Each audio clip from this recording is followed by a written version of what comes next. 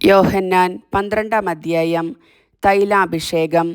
മരിച്ചവരിൽ നിന്ന് താൻ ഉയർപ്പിച്ച ലാസർ താമസിച്ചിരുന്ന ബഥാനിയായിലേക്ക് പെസഹായ്ക്ക് 6 ദിവസം മുൻപ് യേശു വന്നു. അവർ അവന് അത്താഴം ഒരുക്കി. മർത്ത പരിചരിച്ചു. അവനോടുകൂടെ ഭക്ഷണത്തിനിരുന്നവരിൽ ലാസറും ഉണ്ടായിരുന്നു. മറിയം വിലയേറിയതും ശുദ്ധവുമായ ഒരു കുപ്പി നാർദിൻ സുഗന്ധതൈലമെടുത്ത് യേശുവിൻ്റെ പാദങ്ങളിൽ പൂശുകയും തൻ്റെ തലമുടി കൊണ്ട് അവൻ്റെ പാദങ്ങൾ തുടയ്ക്കുകയും ചെയ്തു. തൈലത്തിൻ്റെ പരിമളം കൊണ്ട് വീട് നിറഞ്ഞു. അവൻ്റെ ശിഷ്യന്മാരിലൊരുവനും അവനെ ഒറ്റിക്കൊടുക്കാനിരുന്നവനുമായ യൂദാസ് കറിയോത്ത പറഞ്ഞു, എന്തുകൊണ്ട് ഈ തൈലം 300 ദനാറയ്ക്ക് വിറ്റ് ദരിദ്രർക്ക് കൊടുത്തില്ല? അവൻ ഇതു പറഞ്ഞത് അവന് ദരിദ്രരോട് പരിഗണനയുണ്ടായിരുന്നതുകൊണ്ടല്ല, പ്രത്യുത അവൻ ഒരു കള്ളനായിരുന്നതുകൊണ്ടും പണസഞ്ചി അവൻ്റെ കയ്യിലായിരുന്നതുകൊണ്ടും അതിൽ വീഴുന്നതിൽ നിന്ന് അവൻ എടുത്തിരുന്നതുകൊണ്ടുമാണ്. യേശു പറഞ്ഞു, അവളെ തടയേണ്ട. എൻ്റെ ശവസംസ്കാര ദിനത്തിനായി ഇത് ചെയ്തുവെന്ന് അവൾ കരുതിക്കൊള്ളട്ടെ. ദരിദ്രർ എപ്പോഴും നിങ്ങളോടുകൂടെയുണ്ട്, ഞാൻ എപ്പോഴും നിങ്ങളോടൊത്തുണ്ടായിരിക്കുകയില്ല. അവൻ അവിടെയുണ്ടെന്നറിഞ്ഞ് വലിയ ഒരു ഗണം യഹൂദർ അവിടേക്ക് വന്നു. അവർ വന്നത് യേശുവിനെ ഉദ്ദേശിച്ചു മാത്രമല്ല, അവൻ മരിച്ചവരിൽ നിന്നുയർപ്പിച്ച ലാസറിനെ കാണാൻ കൂടിയാണ്. ലാസറിനെ കൂടി കൊല്ലാൻ പുരോഹിത പ്രമുഖന്മാർ ആലോചിച്ചു. എന്തെന്നാൽ അവൻ നിമിത്തം യഹൂദരിൽ വളരെ പേർ അവരെ വിട്ട് യേശുവിൽ വിശ്വസിച്ചിരുന്നു. രാജകീയ പ്രവേശം. അടുത്ത ദിവസം തിരുനാളിന് വന്നുകൂടിയ ഒരു വലിയ ജനക്കൂട്ടം യേശു ജെറുസലേമിലേക്ക് വരുന്നെന്നു കേട്ട് ഈന്തപ്പനയുടെ കൈകൾ എടുത്തുകൊണ്ട് അവനെ എതിരേൽക്കാൻ പുറപ്പെട്ടു. അവർ വിളിച്ചു പറഞ്ഞു, ഹോസാന, കർത്താവിൻ്റെ നാമത്തിൽ വരുന്നവനും ഇസ്രായേലിൻ്റെ രാജാവുമായവൻ വാഴ്ത്തപ്പെട്ടവൻ. യേശു ഒരു കഴുതക്കുട്ടിയെ കണ്ട് അതിൻ്റെ പുറത്തു കയറിയിരുന്നു. സിയോൻ പുത്രി, ഭയപ്പെടേണ്ട, ഇതാ നിന്റെ രാജാവ് കഴുതക്കുട്ടിയുടെ പുറത്ത് എഴുന്നള്ളുന്നു എന്ന് എഴുതപ്പെട്ടിരിക്കുന്നു. അവൻ്റെ ശിഷ്യന്മാർക്ക് ആദ്യം ഇത് മനസ്സിലായില്ല. എന്നാൽ യേശു മഹത്വം പ്രാപിച്ചപ്പോൾ അവനെപ്പറ്റി ഇക്കാര്യങ്ങൾ എഴുതപ്പെട്ടിരുന്നുവെന്നും അവനു വേണ്ടി ഇവയെല്ലാം ചെയ്തുവെന്നും അവർ അനുസ്മരിച്ചു. ലാസറിനെ മരിച്ചവരിൽ നിന്ന് ഉയർപ്പിച്ച അവസരത്തിൽ അവനോടൊപ്പമുണ്ടായിരുന്ന ജനക്കൂട്ടം അവന് സാക്ഷ്യം നൽകിയിരുന്നു. അവൻ ഈ അടയാളം പ്രവർത്തിച്ചെന്ന് കേട്ടുകൊണ്ടുകൂടിയാണ് ജനക്കൂട്ടം അവനെ സ്വീകരിക്കുവാൻ വന്നത്. അപ്പോൾ ഫരിസേയർ പരസ്പരം പറഞ്ഞു, നമുക്ക് ഒന്നും ചെയ്യാൻ സാധിക്കുന്നില്ലെന്ന് കാണുന്നില്ലേ?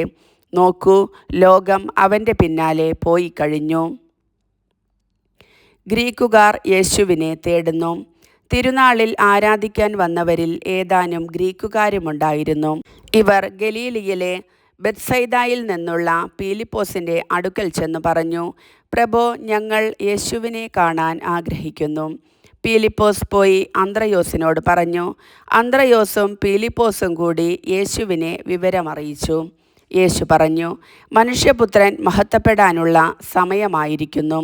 സത്യം സത്യമായി ഞാൻ നിങ്ങളോട് പറയുന്നു, ഗോതമ്പ് മണി നിലത്ത് വീണ് അഴിയുന്നില്ലെങ്കിൽ അത് അതേപടി ഇരിക്കും, അഴിയുന്നെങ്കിലോ അത് വളരെ ഫലം പുറപ്പെടുവിക്കും. തൻ്റെ ജീവനെ സ്നേഹിക്കുന്നവൻ അത് നഷ്ടപ്പെടുത്തുന്നു. ഈ ലോകത്തിൽ തൻ്റെ ജീവനെ ദ്വേഷിക്കുന്നവൻ നിത്യജീവനിലേക്ക് അതിനെ കാത്തു സൂക്ഷിക്കും. എന്നെ ശുശ്രൂഷിക്കുവാൻ ആഗ്രഹിക്കുന്നവൻ എന്നെ അനുഗമിക്കട്ടെ. അപ്പോൾ ഞാൻ ആയിരിക്കുന്നിടത്ത് എൻ്റെ ശുശ്രൂഷകനും ആയിരിക്കും. എന്നെ ശുശ്രൂഷിക്കുന്നവനെ പിതാവ് ബഹുമാനിക്കും. മനുഷ്യപുത്രൻ ഉയർത്തപ്പെടണം. ഇപ്പോൾ എൻ്റെ ആത്മാവ് അസ്വസ്ഥമായിരിക്കുന്നു. ഞാൻ എന്തു പറയേണ്ടു? പിതാവേ, ഈ മണിക്കൂറിൽ നിന്ന് എന്നെ രക്ഷിക്കണമേ. അല്ല, ഇതിനു വേണ്ടിയാണല്ലോ ഈ മണിക്കൂറിലേക്ക് ഞാൻ വന്നത്. പിതാവേ, അങ്ങയുടെ നാമത്തെ മഹത്വപ്പെടുത്തണമേ. അപ്പോൾ സ്വർഗത്തിൽ നിന്ന് ഒരു സ്വരമുണ്ടായി, ഞാൻ മഹത്വപ്പെടുത്തിയിരിക്കുന്നു, ഇനിയും മഹത്വപ്പെടുത്തും. അവിടെ നിന്നിരുന്ന ജനക്കൂട്ടം ഇതു കേട്ടിട്ട് ഇടിമുഴക്കമുണ്ടായി എന്നു പറഞ്ഞു. എന്നാൽ ചിലർ ഒരു ദൂതൻ അവനോട് സംസാരിച്ചു എന്നു പറഞ്ഞു. യേശു പറഞ്ഞു, ഈ സ്വരമുണ്ടായത് എനിക്ക് വേണ്ടിയല്ല, നിങ്ങൾക്ക് വേണ്ടിയാണ്. ഇപ്പോഴാണ് ഈ ലോകത്തിൻ്റെ ന്യായവിധി. ഇപ്പോൾ ഈ ലോകത്തിൻ്റെ അധികാരി പുറന്തള്ളപ്പെടും. ഞാൻ ഭൂമിയിൽ നിന്ന് ഉയർത്തപ്പെടുമ്പോൾ എല്ലാ മനുഷ്യരെയും എന്നിലേക്ക് ആകർഷിക്കും. അവൻ ഇതു പറഞ്ഞത് താൻ ഏതു വിധത്തിലുള്ള മരണമാണ് വരിക്കാൻ പോകുന്നത് എന്ന് സൂചിപ്പിക്കാനാണ്. അപ്പോൾ ജനക്കൂട്ടം അവനോട് ചോദിച്ചു, ക്രിസ്തു എന്നേക്കും നിലനിൽക്കുന്നു എന്നാണല്ലോ നിയമത്തിൽ ഞങ്ങൾ കേട്ടിട്ടുള്ളത്. പിന്നെ മനുഷ്യപുത്രൻ ഉയർത്തപ്പെടേണ്ടിയിരിക്കുന്നു എന്നു നീ പറയുന്നതെങ്ങനെ? ആരാണ് ഈ മനുഷ്യപുത്രൻ? യേശു അവരോട് പറഞ്ഞു, അല്പസമയത്തേക്ക് കൂടി പ്രകാശം നിങ്ങളുടെ ഇടയിലുണ്ട്. അന്ധകാരം നിങ്ങളെ കീഴടക്കാതിരിക്കാൻ പ്രകാശമുള്ളപ്പോൾ നടന്നുകൊള്ളുവിൻ. അന്ധകാരത്തിൽ നടക്കുന്നവൻ താൻ എവിടേക്കാണ് പോകുന്നതെന്ന് അറിയുന്നില്ല. നിങ്ങൾ പ്രകാശത്തിൻ്റെ മക്കളാകേണ്ടതിന് നിങ്ങൾക്ക് പ്രകാശമുള്ളപ്പോൾ അതിൽ വിശ്വസിക്കുവിൻ. യഹൂദരുടെ അവിശ്വാസം. ഇതു പറഞ്ഞതിനു ശേഷം യേശു അവരിൽ നിന്ന് പോയി രഹസ്യമായി പാർത്തു. അവൻ വളരെ അടയാളങ്ങൾ അവരുടെ മുൻപാകെ പ്രവർത്തിച്ചെങ്കിലും അവർ അവനിൽ വിശ്വസിച്ചില്ല. യേശയ്യാ പ്രവാചകൻ പറഞ്ഞ വചനം പൂർത്തിയാകേണ്ടതിനാണ് ഇത്. കർത്താവേ, ഞങ്ങളുടെ സന്ദേശം ആര് വിശ്വസിച്ചു? കർത്താവിൻ്റെ ഭുജം ആർക്കാണ് വെളിപ്പെട്ടത്? അതുകൊണ്ട് അവർക്ക് വിശ്വസിക്കാൻ കഴിഞ്ഞില്ല. യേശയ്യ വീണ്ടും പറഞ്ഞിരിക്കുന്നു, അവർ തങ്ങളുടെ കണ്ണുകൾ കൊണ്ട് കാണുകയും ഹൃദയം കൊണ്ട് ഗ്രഹിക്കുകയും അങ്ങനെ അവർ എന്നിലേക്കു തിരിഞ്ഞ് ഞാൻ അവരെ സുഖപ്പെടുത്തുകയും ചെയ്യാതിരിക്കേണ്ടതിന് അവിടുന്ന് അവരുടെ കണ്ണുകളെ അന്ധമാക്കുകയും ഹൃദയത്തെ കഠിനമാക്കുകയും ചെയ്തു. അവൻ്റെ മഹത്വം കാണുകയും അവനെപ്പറ്റി സംസാരിക്കുകയും ചെയ്തതുകൊണ്ടാണ് യേശയ്യ ഇങ്ങനെ പ്രസ്താവിച്ചത്. എന്നിട്ടും അധികാരികളിൽ പോലും അനേകർ അവനിൽ വിശ്വസിച്ചു. എന്നാൽ സിനഗോഗിൽ നിന്ന് ബഹിഷ്കൃതരാകാതിരിക്കാൻ വേണ്ടി ഫരിസേയരെ ഭയന്ന് അവരാരും അത് ഏറ്റുപറഞ്ഞില്ല. ദൈവത്തിൽ നിന്നുള്ള മഹത്വത്തെക്കാളധികം മനുഷ്യരുടെ പ്രശംസ അവർ അഭിലഷിച്ചു. യേശു ഉച്ചത്തിൽ വിളിച്ചു പറഞ്ഞു, എന്നിൽ വിശ്വസിക്കുന്നവൻ എന്നിലല്ല, എന്നെ അയച്ചവനിലാണ് വിശ്വസിക്കുന്നത്.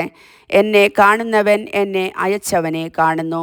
എന്നിൽ വിശ്വസിക്കുന്നവരാരും അന്ധകാരത്തിൽ വസിക്കാതിരിക്കേണ്ടതിന് ഞാൻ വെളിച്ചമായി ലോകത്തിലേക്ക് വന്നിരിക്കുന്നു. എൻ്റെ വാക്കുകൾ കേൾക്കുന്നവൻ അവ പാലിക്കുന്നില്ലെങ്കിലും ഞാൻ അവനെ വിധിക്കുന്നില്ല. കാരണം ഞാൻ വന്നിരിക്കുന്നത് ലോകത്തെ വിധിക്കാനല്ല, രക്ഷിക്കാനാണ്. എന്നാൽ എന്നെ നിരസിക്കുകയും എൻ്റെ വാക്കുകൾ തിരസ്കരിക്കുകയും ചെയ്യുന്നവന് ഒരു വിധികർത്താവുണ്ട്. ഞാൻ പറഞ്ഞ വചനം തന്നെ അന്ത്യദിനത്തിൽ അവനെ വിധിക്കും. എന്തെന്നാൽ ഞാൻ സ്വമേധയാ അല്ല സംസാരിച്ചത്. ഞാൻ എന്തു പറയണം, എന്തു പഠിപ്പിക്കണം എന്ന് എന്നെ അയച്ച പിതാവ് തന്നെ എനിക്ക് കൽപ്പന നൽകിയിരിക്കുന്നു. അവിടുത്തെ കൽപ്പന നിത്യജീവനാണെന്ന് ഞാൻ അറിയുന്നു. അതിനാൽ ഞാൻ പറയുന്നതെല്ലാം പിതാവ് എന്നോട് കൽപ്പിച്ചതുപോലെ തന്നെയാണ്. കർത്താവിൻ്റെ വചനം.